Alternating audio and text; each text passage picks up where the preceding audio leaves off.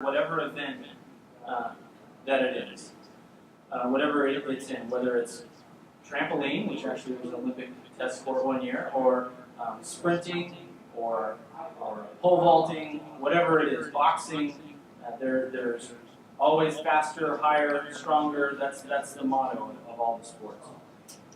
And another little piece of history I want to tell you about the Olympics is, did you know that the 5 rings for the Olympics stands for the inhabited continents in the world? So you've got the Americas, you've got Europe, you've got Asia, you've got Africa, and you have Australasia is what they call it, Australia. And that's what the Olympics signifies, is to be able to bring all of these people together from different places in the world to compete and show and give their best effort. People train an entire lifetime to be able to do something like that. So that's just a little bit of history about the Olympics. I think it's one of the greatest events because it's a time when people from all cultures and religions can put aside their differences and get together and collaborate and get together on the sport and on the field of play to go have some fun, to work hard, to give everything they've got and to represent their country and all of their countrymen. So it's a really cool experience. Now at this point, you've heard me talk long enough, and I think it'd be really fun if we could show you some pictures. So I'm going to try to do a screen share with you, and we will hope to be able to pull all that together. And if not, then you'll be able to go to my Google Plus account and be able to look at my albums. I've posted a lot of my pictures there for you guys to see in public. So if you cannot see something like that, okay. So I'm going to click screen share. Let's see what happens. They see me. Yeah, they see me. All right, look at John. Oh yeah. Okay. Get me out of here. So let me pull this together.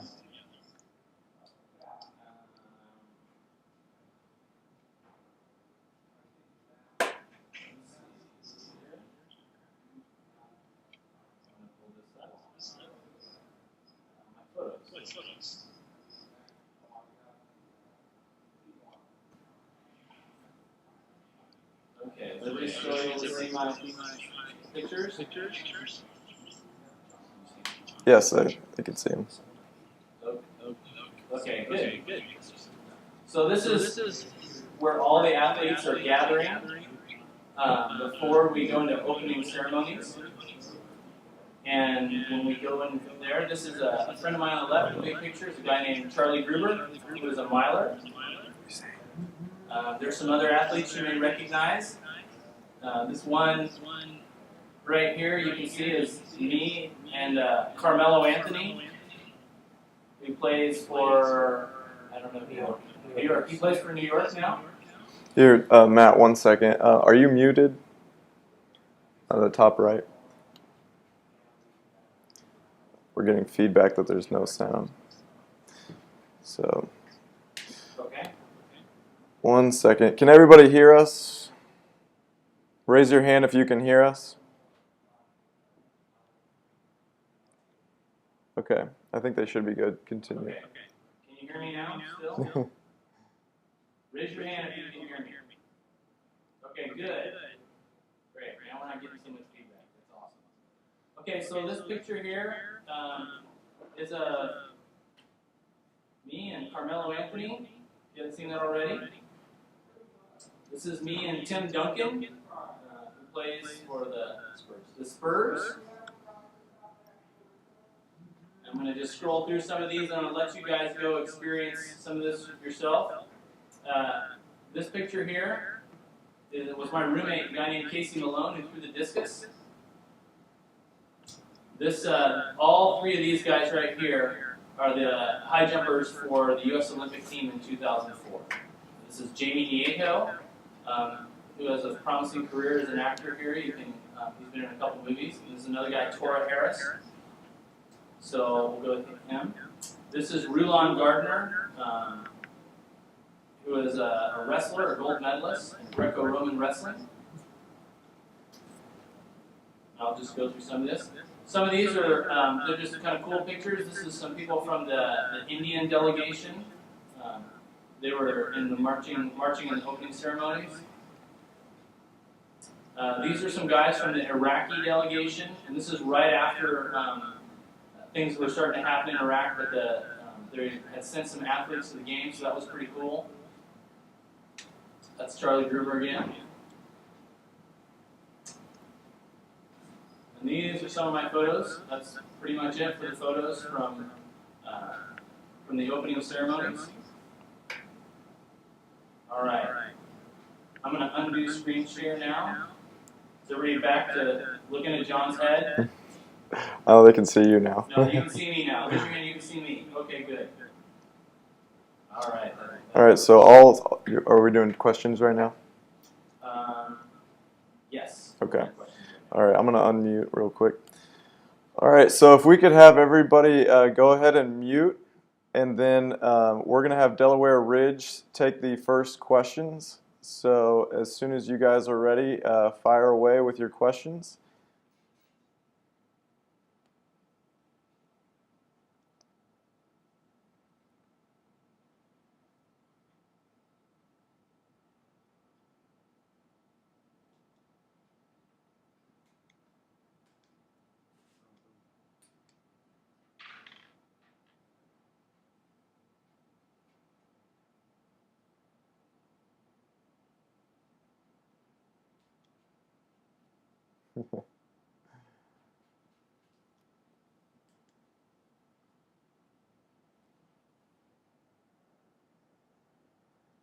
Absolutely. That's a great question.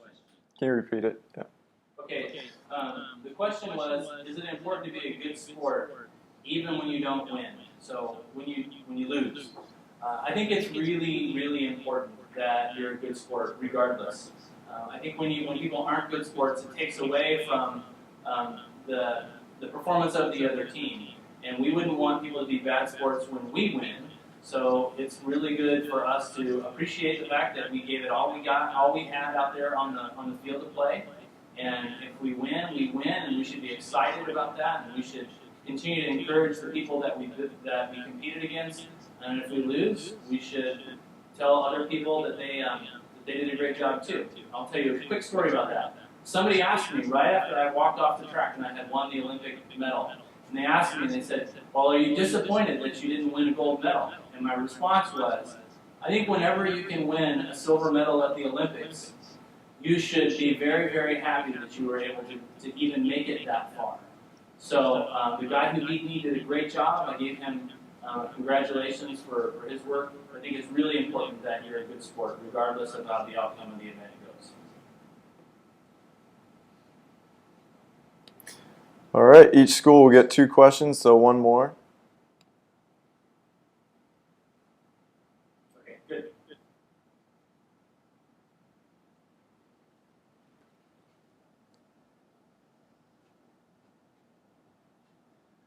Well, whenever I struggle to meet my goals, okay. Repeat the question. Repeat the question. If the question was, if I'm struggling to meet my goals, what do I do to accomplish them?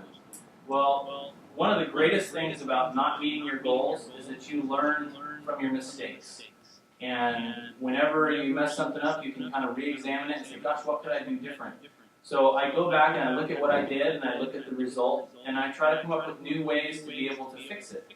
I look at the things what are the things that I could control? What are the things that I could impact?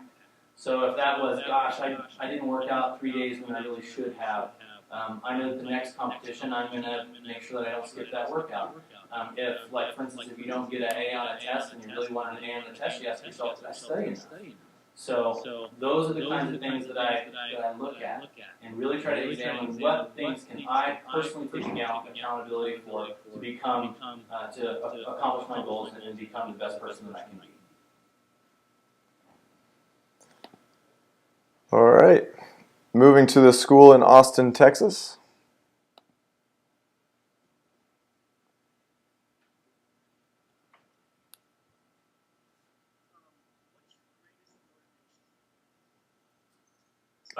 Repeat.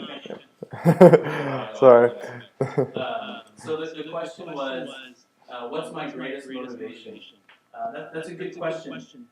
For me, I always was motivated on what I thought that I personally could achieve. And let me try to unpack that for you quickly. I never really wanted to say, gosh, I was number one just for the sake of winning, although that was an important piece of it. But I always wanted to challenge myself to be the best that I could be in my event. And there's a subtle difference there. Number one is that if all I'm competing for is to be number one, if, let's say, I win the competition by jumping 7 feet, well, that's great that I won the competition. If I'm capable of jumping 7.6 or 7.8 or 7.10, and I quit after winning the competition at 7 feet, then I think I've failed in some ways. So I win at winning the competition, but I have not achieved what I'm capable of. So my motivation was always to be the best that I can be, and don't let others determine what success is. And that allows you and really frees you up to chase some really big dreams, dreams that people thought were impossible. And if you look at success that way, you can dream much bigger. If you're willing to go, gosh, what am I personally capable of? And you can set some really high standards.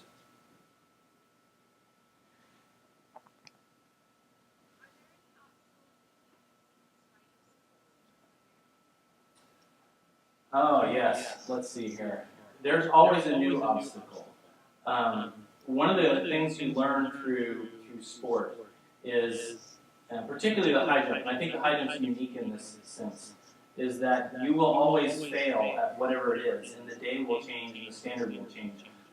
For instance, in high jump, the bar will always fall off. If I win the competition and I raise the bar to the next level, I get 3 misses and then I'm out. So throughout my career, high jumping, as much as I tried, and as much as I tried to improve technique in certain areas, I would really wrestle with, my approach was always funny. So that's one example of that, is that from season to season I was always having to make an adjustment. There are some technical things that I would do that would be incorrect. And it was really frustrating as an athlete. You're like, I just worked on that like last year and I thought I had it fixed. And I didn't have it fixed. So that's one example of something that was frustrating. It just no matter what I did, I just couldn't seem to fix it. Hopefully that answers your question. All right, and Promise Academy?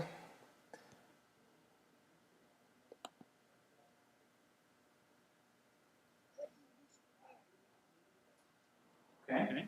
The question was, what do I do to prepare? Let me give you a short story to better explain that.